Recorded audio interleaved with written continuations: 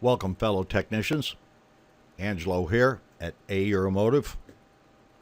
We're going to start with these following sessions that will concisely bring you up to speed on how CAN developed and evolved in very simple terms. The bus system of the CAN system itself is a group of what is called signal line systems, on which there's an exchange of data or messages that take place. A bus makes it possible to connect a central module or a master module with a large number of independent slave modules. All units are connected in parallel, which makes it nice to diagnose, to the bus line. This makes it easy to diagnose with the proper software and tooling.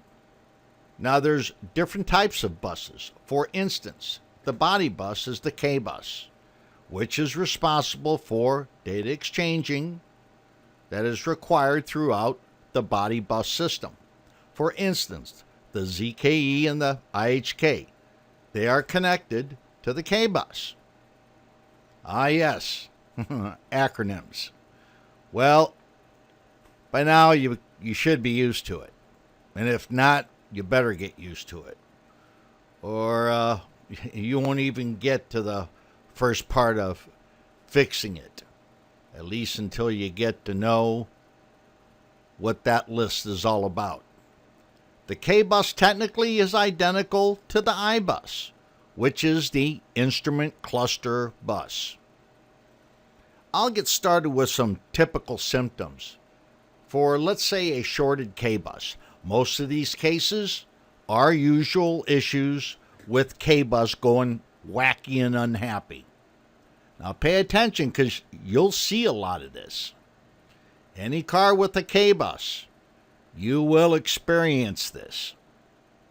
For instance, gremlins tend to pop their heads up in the most unusual places. Navigation units screen off button or buttons that are in opt. Radio power operates on and off randomly and intermittently. Volume control on the MFL or the steering wheel will not respond. Instrument clusters, that their backlighting won't turn off even after you exit and lock the car. Turn signal hazard lights do not respond inside or outside. Seatbelt signals won't go away even after buckling. For some, it is an intermittent condition, which disappears in a matter of minutes. No, it didn't fix itself. The car may even seem haunted. Ever have a few of those? But in most cases, this will continue until the short is determined and fixed.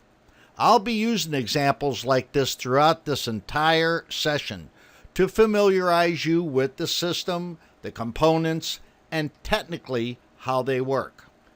This is the problems on those systems, and that is the trick of diagnosis. You have to know how the system thinks so you can shortcut the issues to win the diagnostic battle. If you want to learn, that's what I'm here for. We'll all learn together as we gung-ho this information. So stand by, fellow techs. Lock and load. In principle, all control units in the vehicle can be addressed via diagnostic function. That is when the ignition switch is turned on. The buses are capable of exchanging information among each other via the IKE control unit, that is the instrument cluster. Now, the IKE, in this case, is the bus master for the I and the K bus. It transmits, it receives that data from all the modules and control units connected to the IKE via the bus system.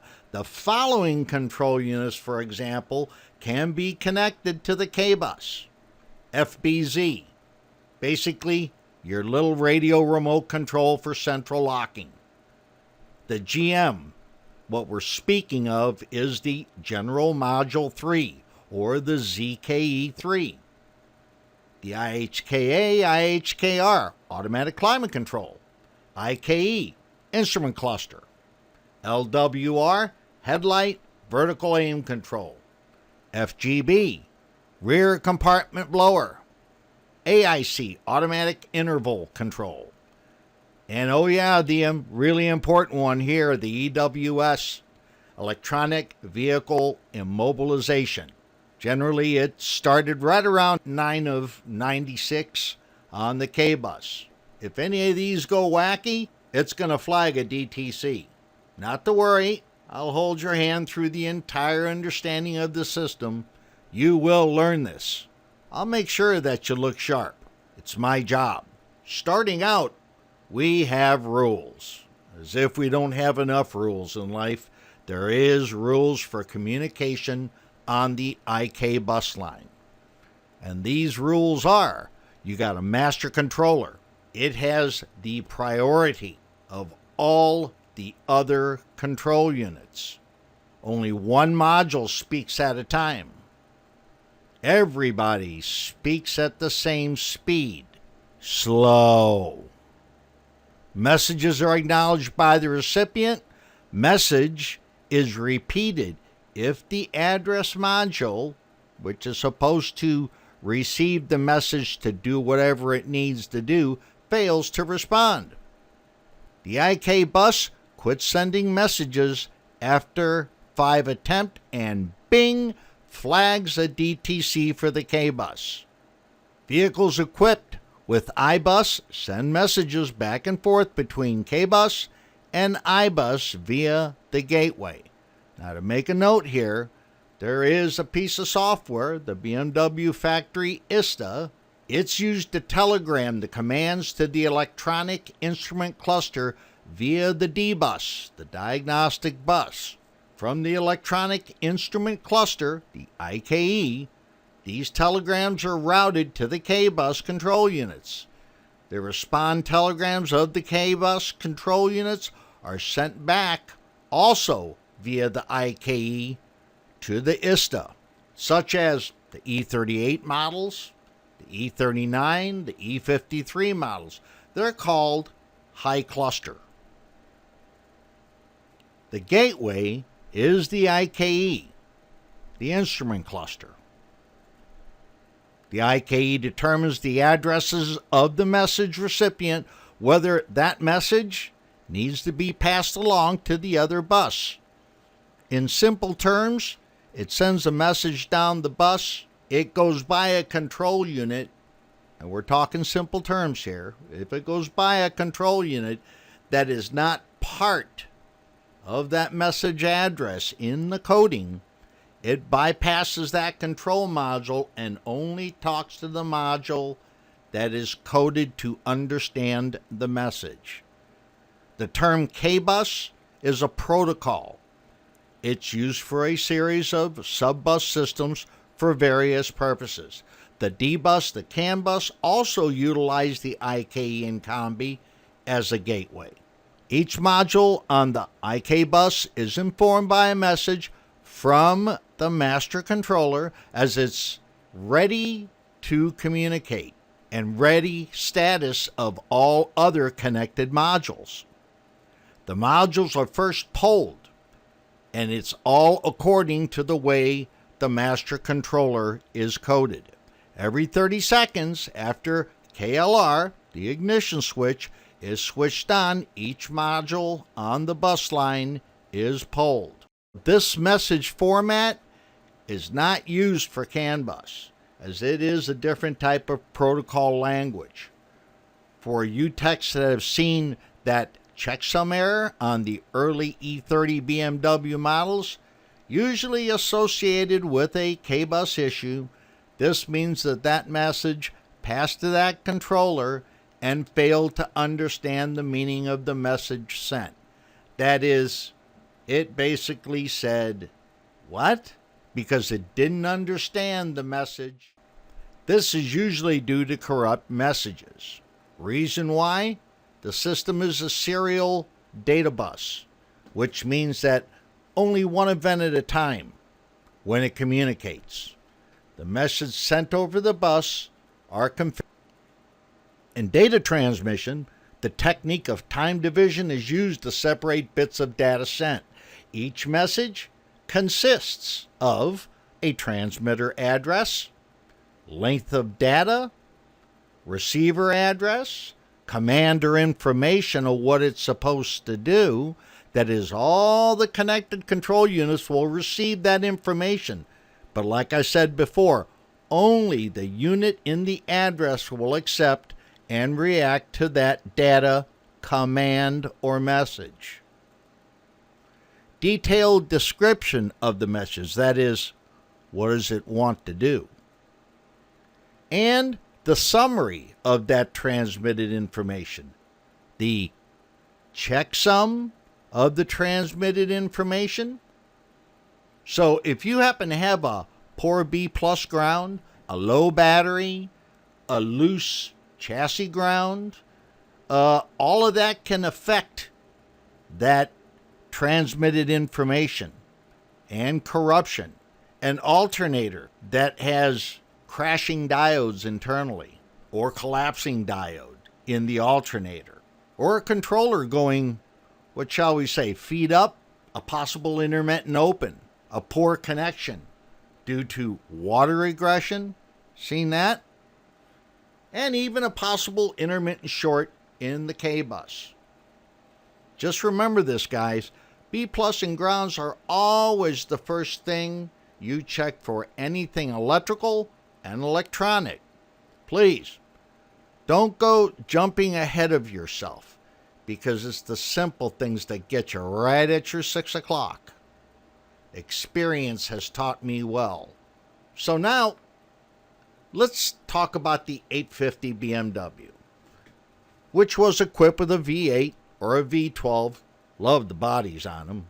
And they were built between 1989 and 1999. While it did supplant the original E24 base 6 series in 91, this is what I used to call the first space shuttle technology, because all sorts of new and wild engineering took place on this model. For instance, kind of like the first year of CAN bus. That was a very new technology on that model year. Myself, I loved the challenge and was really the only one in my area that would even attempt to work on them, sometime to a masochistic level. I love a challenge, though. That's what makes this profession always interesting to me. Our machines, unlike doctors, hours change every 6 or 8 months. Doctors work on the same machines day in, day out. They haven't changed in 75,000 years. We are doctors of the wrench. We are good at what we do. As working on German cars, guys, it takes smarts. I know this, and so should you. The I and K buses, again, are a serial communication bus in which all the control units can send as well as receive information over one wire on 12 volts DC. You see what I'm talking about? B plus and grounds? There's a fine threshold line between it being communication possible and communication not possible. So you're working with B plus and grounds on an IK serial bus. The IK bus are technically identical. The only difference is within the model, and it's not a really big difference. I'll explain that in just a minute here. So from this point forward, I'm just going to refer to this as the IK bus, and the difference will be pointed out separately. The iBus, again, was originally introduced in the E31, the 850, and that was to provide a standardized, heard that word before, reliable and cost-effective communication bus. And it was initially designed along with that to combat the increased size of wiring harnesses from basically as round as a silver dollar to as round as a quarter to start off with. And we're just using examples here.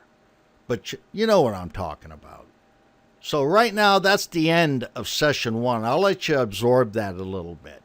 Just stay tuned. Many more sessions to come. Lots more BMW on-demand training here at A Euromotive and Bent Valve Productions. This is Angelo thanking everyone for attending. Just remember, you listen up, then saddle up, then look sharp. Thank you.